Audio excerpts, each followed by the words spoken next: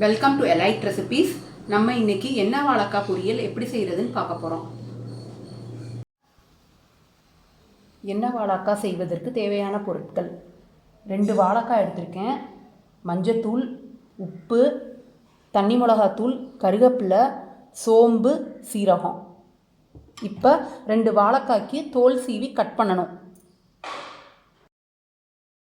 வெள்ளைப்பூடை தட்டிட்டு வச்சுக்கோங்க.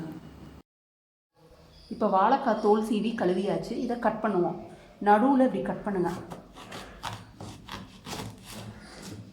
ஸோ இது 2 halves ஆயிடுச்சு. அப்புறம் இதை ஜஸ்ட்டு ஃபைன் பீசஸாக கட் பண்ணுங்கள் இந்த ஷேப்பில்.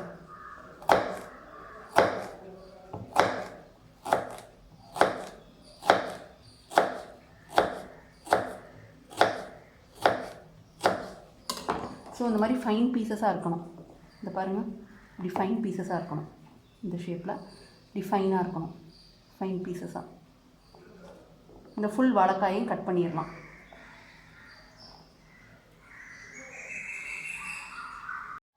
இப்போ வாழைக்காயை செமி சர்க்கிள் ஷேப்பில் கட் பண்ணியாச்சு.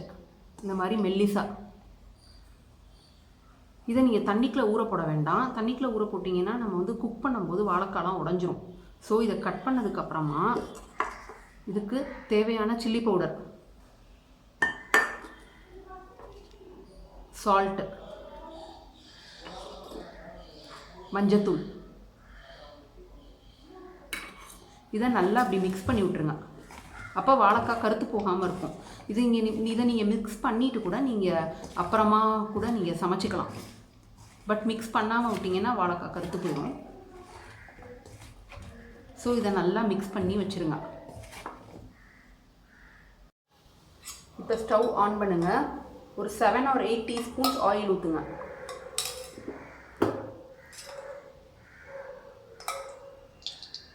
நல்லா சட்டியிலலாம் படுற மாதிரி இப்படி சுற்றி ஊற்றுங்க. அப்போ தான் வாழைக்காய் பிடிச்சிக்காமல் இருக்கும்.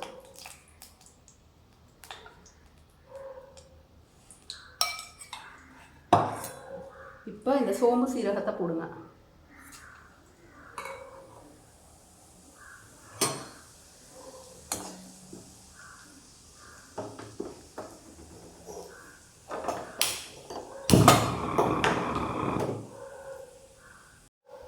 அடுத்து இந்த வாழைக்காயையும் போடுங்க.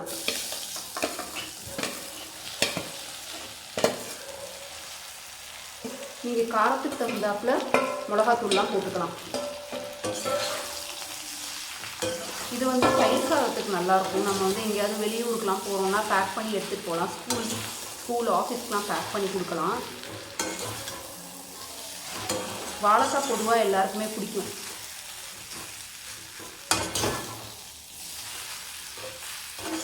ஸோ இது எப்படியும் ஒரு 15 மினிட்ஸாவது குக் ஆகும்.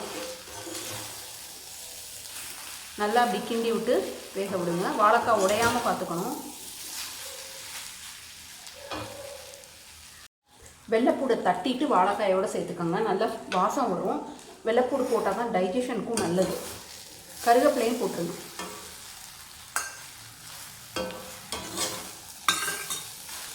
ஸோ இப்போ இது கொஞ்சம் நேரம் நல்லா வேகட்டும்.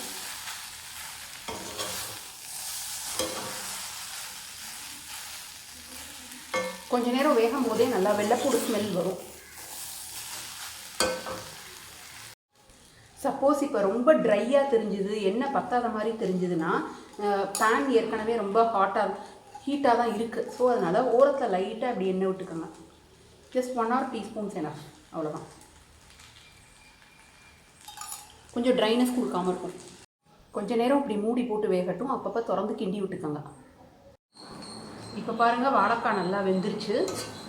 இந்த மாதிரி இருக்கணும். எண்ணெய் வாழைக்காய் ரெடி. இந்த மெத்தடில் ட்ரை பண்ணி பாருங்கள். உங்களுக்கு நியூட்ரிஷனும் டெக்ஸ்சரும் மாறாமல் வரும்.